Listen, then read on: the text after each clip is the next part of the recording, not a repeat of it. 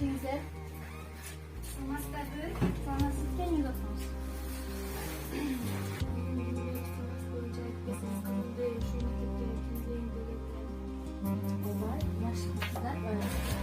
Bizde ушундай акылдуу доска, телевизор, ар бир класска акылдуу доска кеткен, телевизор болуп, bizde ушундай каттарыбыз жакшы.